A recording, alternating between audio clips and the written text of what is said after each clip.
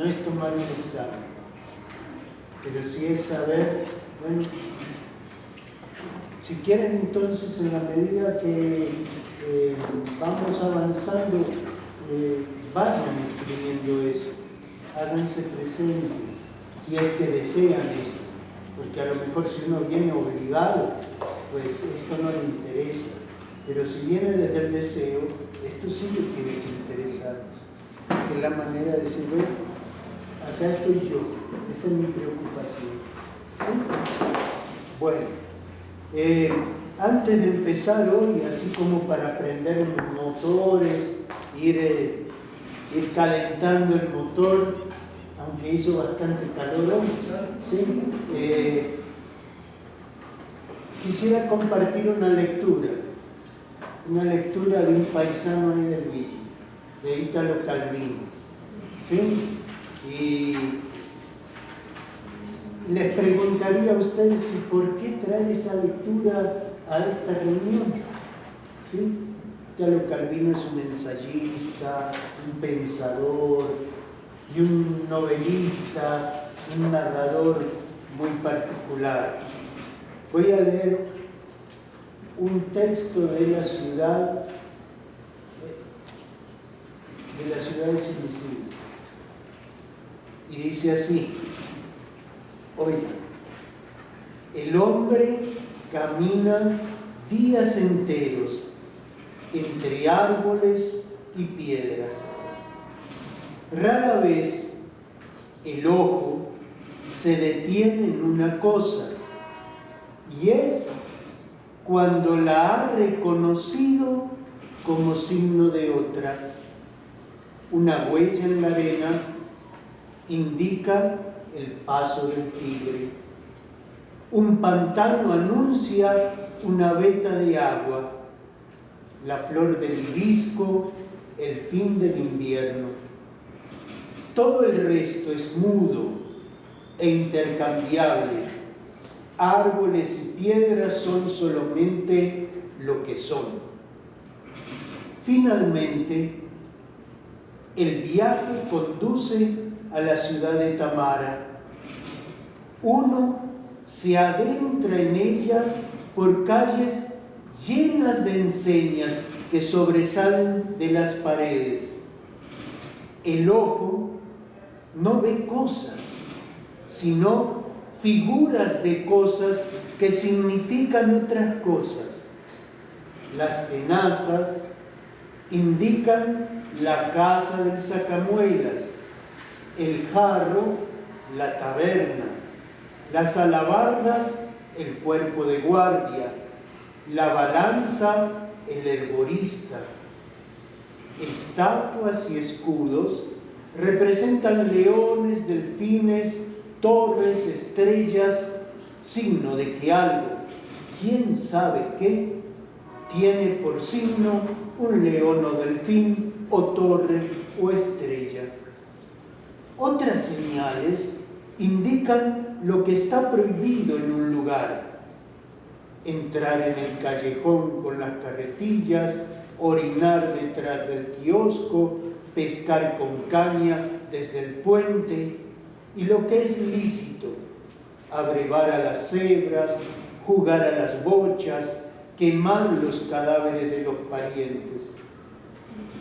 Desde las puertas de los templos se ven las estatuas de los dioses representadas, cada una con sus atributos: la cornucopia, la clepsidra, la medusa, por los cuales el fiel puede reconocerlos y dirigirles las plegarias justas.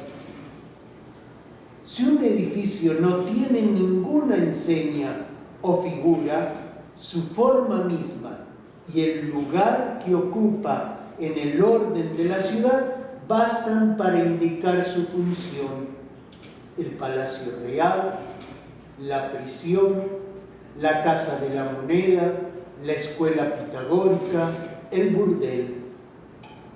Incluso las mercancías que los comerciantes exhiben en los mostradores no valen por sí mismas, sino como signo de otras cosas.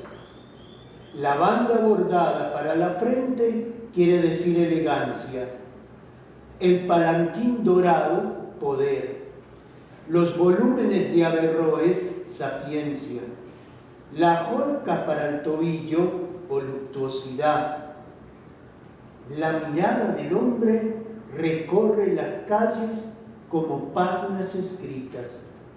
La ciudad dice todo lo que debes pensar, te hace repetir su discurso y mientras crees que visitas Tamara, no haces sino retener los nombres con los cuales se define a sí misma y a todas sus partes.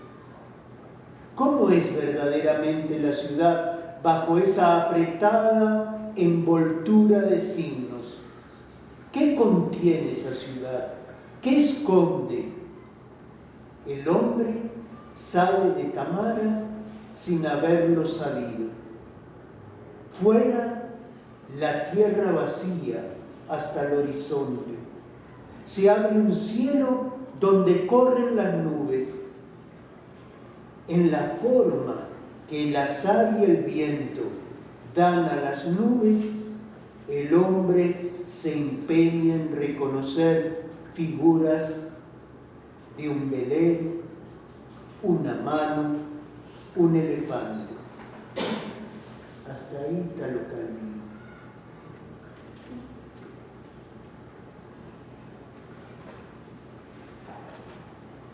¿Por qué traer esta lectura acá? Para empezar la tarde o para continuarla.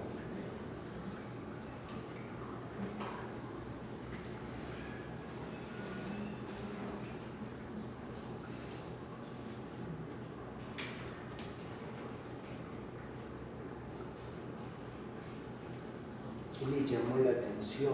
¿Qué imagen? ¿Qué palabras? Sí.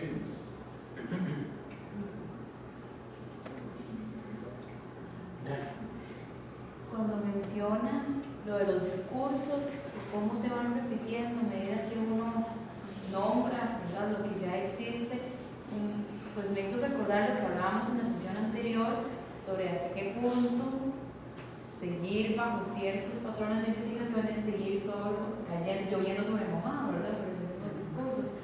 Entonces, la lectura que yo hago de esa lectura es como retarse a cuestionarse cómo ver la realidad, ¿verdad?, cómo nombrarla de otras maneras que no sean las que conocemos, así como cómo imaginar otra investigación que no sea necesariamente la que sí queremos hacer.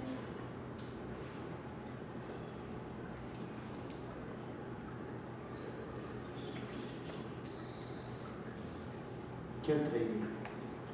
Las figuras del ojo, o sea, que el ojo capta algunas figuras que realmente son representaciones de otras cosas. Entonces, que a veces no siempre lo que vemos es lo que parece ser. Que hay un significado, las cosas adquieren significado en relación a otra cosa, a un marco de referencia.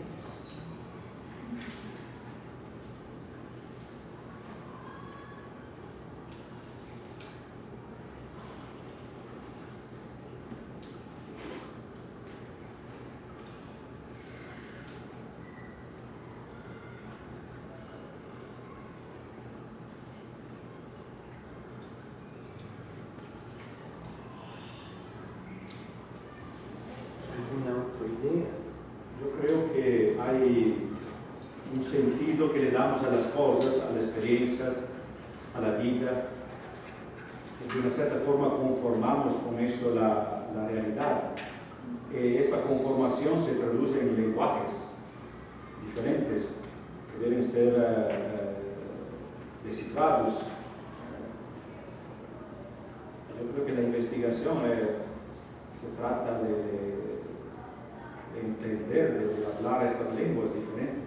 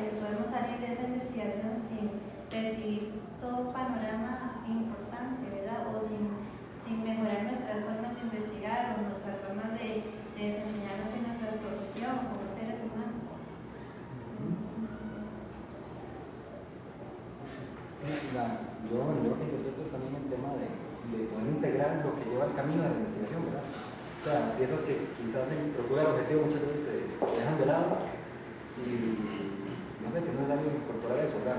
Lo estipulado y no estipulado, porque nos dicen que veamos y lo que nosotros vamos viendo por nuestra cuenta propia, ¿verdad?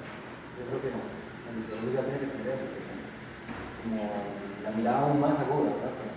Para interpretar.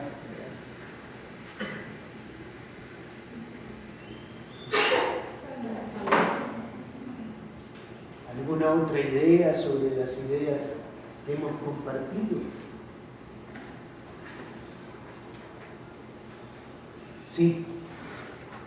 Sí, me parece que está muy cargada de simbolismo la lectura. Sin embargo, cuando yo soy un visitante en la ciudad e investigo sobre la ciudad, yo puedo tener mis propios criterios acerca de la ciudad, ideas preestablecidas. Al ver la ciudad con cierto simbolismo me llamó mucho la atención el nombre de ciertos edificios, como el burdel, la escuela, el palacio municipal, algunos que están cargados de elementos, que significan cosas. Para mí pueden significar unas cosas, para los ciudadanos pueden significar otras. Sin embargo, hay muchas investigaciones en las que nosotros aportamos esos mismos elementos, o hay investigaciones que carecen de esos elementos y se vuelven investigaciones vacías, que no alcanzan su objetivo, que no alcanzan su realidad. Y queremos a veces forzar esa realidad y no siempre se logra.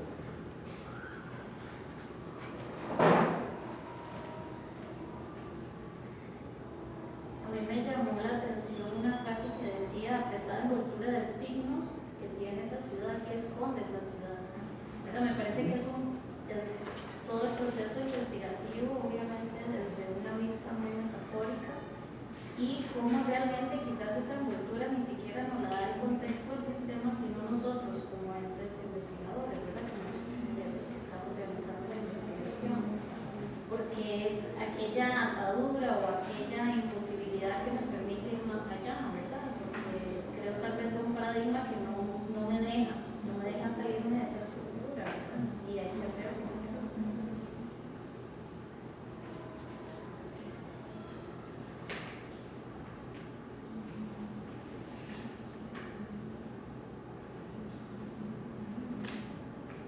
La etimología de investigación es investigium, detrás de huellas. ¿Ah? ¿Se acuerdan cómo empieza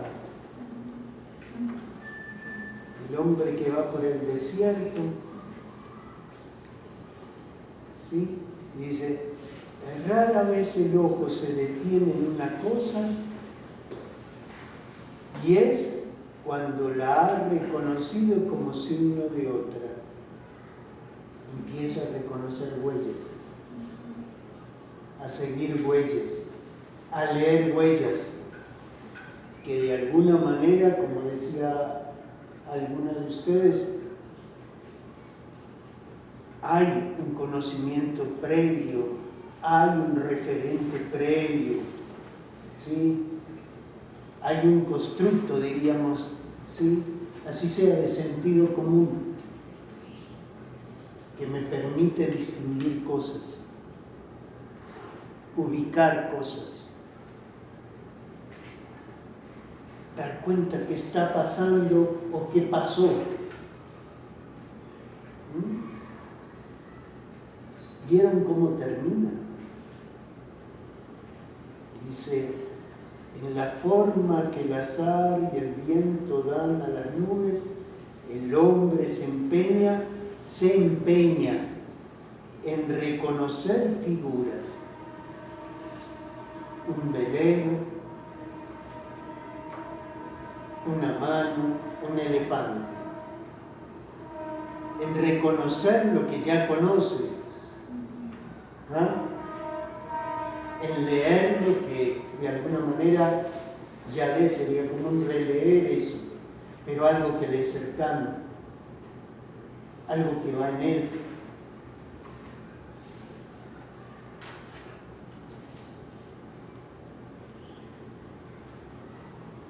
En lo humano no hay nada dado, nada natural, ¿sí?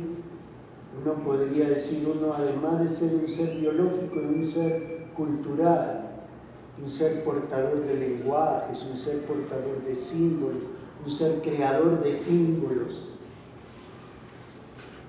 Símbolos que permiten dar valor a determinadas cosas, ubicar determinadas cosas, referir determinadas cosas, relacionarlas.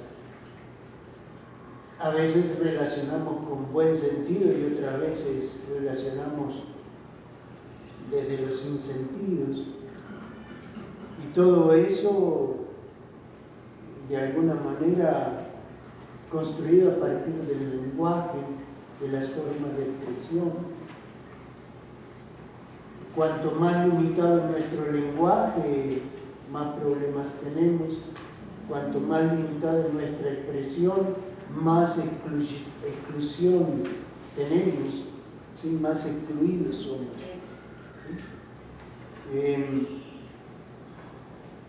Porque no solo es que no nos podemos expresar, sino es que a carencia del lenguaje, a carencia de un universo del lenguaje amplio, es poco lo que podemos interpretar.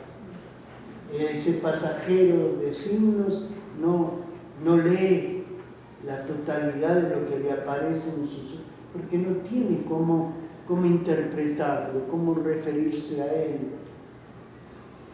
Lo mismo pasa con las experiencias humanas, ¿sí? Las experiencias humanas, las huellas de uno, son referentes que me permiten leer cosas en mí y en otros, en los lenguajes de otros. Bueno,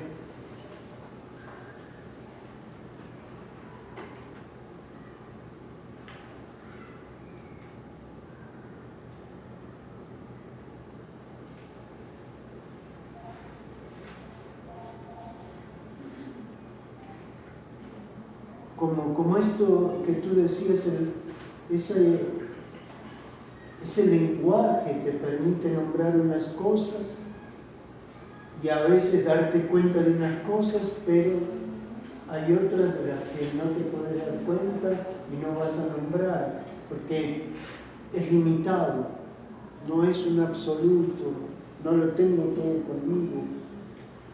Más uno en un proceso de formación se da cuenta que su mundo de expresión y de comprensión va creciendo, porque va creciendo también el lenguaje desde donde interpreta cosas, desde donde nombra cosas, ¿sí? Y vuelve y juega lo que hablábamos el otro día. Acá no hay inocencia, acá hay puntos de referencia, y habría hasta preguntas de decir, ¿cómo se instaló ese lenguaje, esos símbolos en nosotros? ¿A partir de qué? ¿A partir de la relación con qué? ¿A partir del ejercicio de poder con qué? ¿Con quiénes? ¿Ah?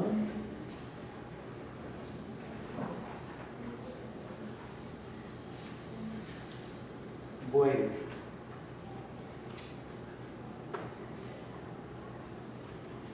Hoy yo pensaba compartir con ustedes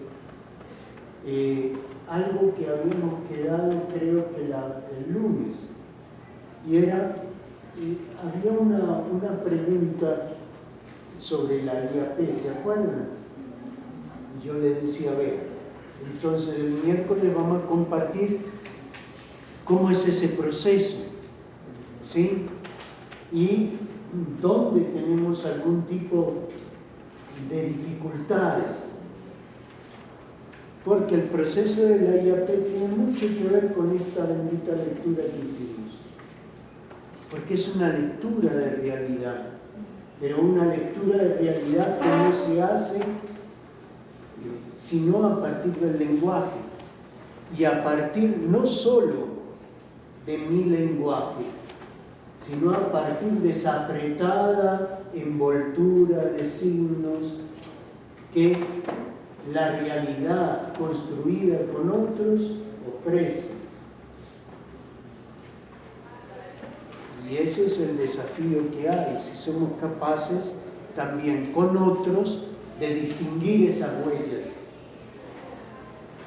de saber qué simboliza la flor del hibisco, de saber si sabemos si es una huella de tigre o de conejo.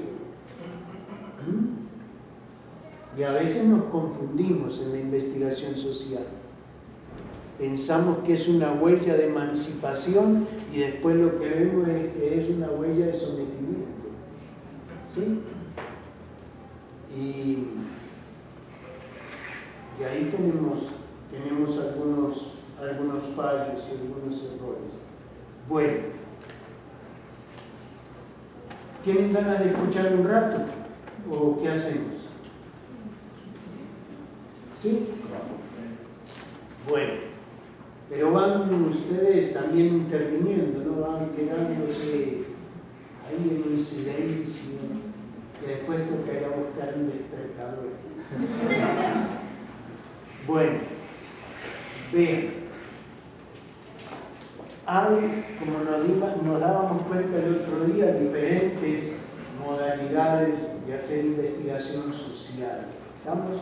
En investigación social, en investigación socioeducativa, en investigación cultural, si lo quieren llamar así. ¿Sí? Nos dimos cuenta que hay varios modos de hacer, estilos de hacer investigación.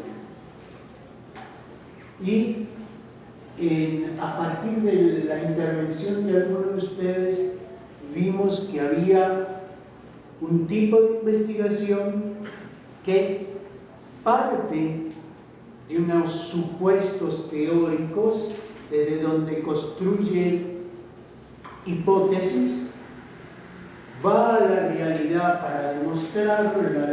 La realidad le sirve básicamente, es un instrumento para poder demostrar que las hipótesis que tienen son verdaderas o falsas, y de ahí vuelve a la teoría, ¿sí?, para confirmar la validez o no de la teoría de la que partió.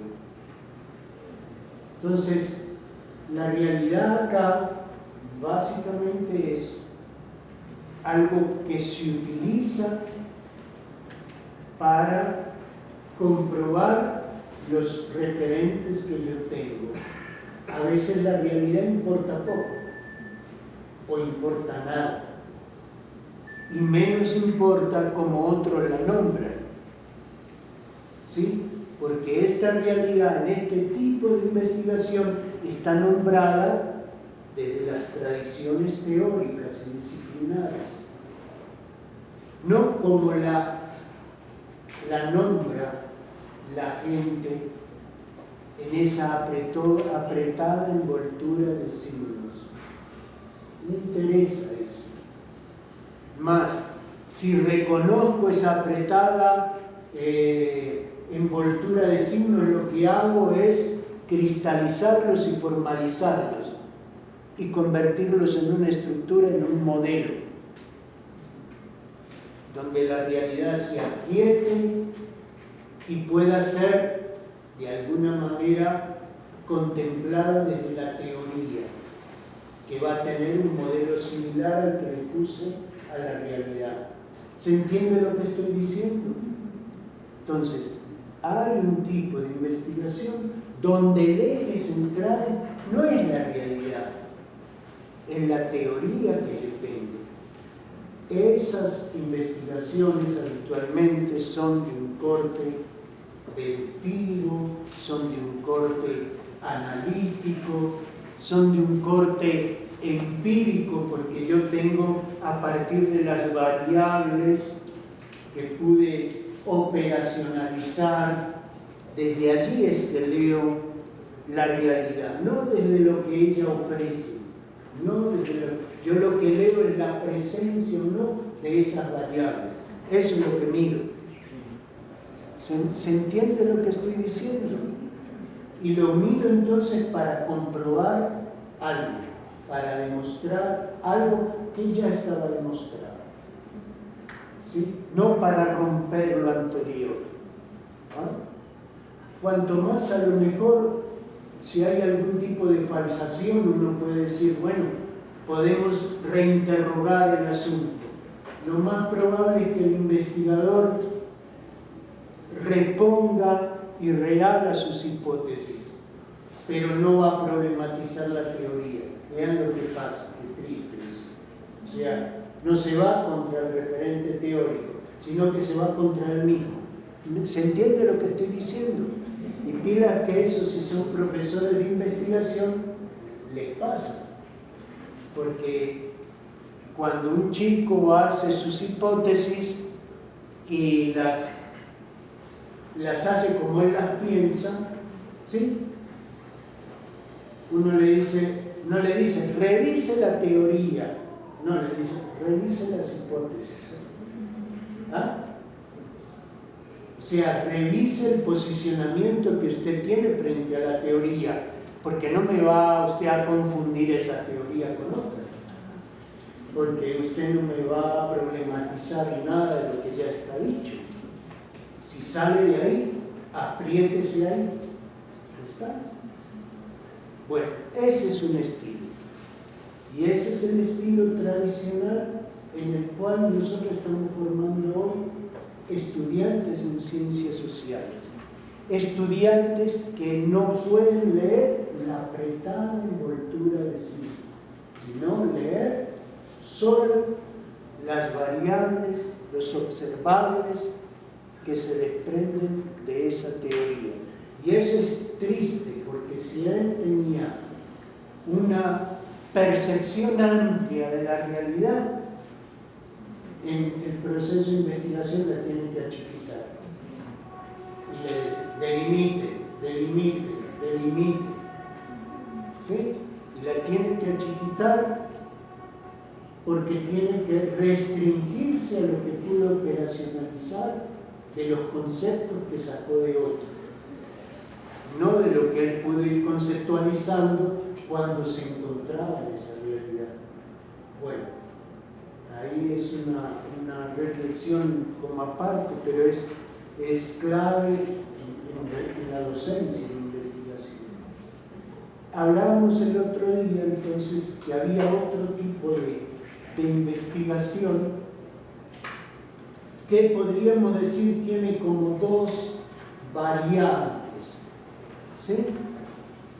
Es el estilo histórico-hermenéutico, y hablábamos de, primero, este tipo de investigaciones no parte de un referente teórico como el anterior, parte básicamente de un encuentro con la realidad, parte así como el viajero de la ciudad de los siglos, de Italo Calvino. Es alguien que va al encuentro, que va en camino, que se encuentra con esa cantidad de símbolos, algunos los ubica, los reconoce, otros no, se da cuenta de que las cosas no valen por el material del que están hechos, de lo que pesan. Mira que ahí hay una linda metáfora, ¿sí? Las cosas no valen por lo que son, por el tamaño que tienen, por lo que pesan, por la altura, ¿ah? Sino por algo así como el significado que la gente le da a eso.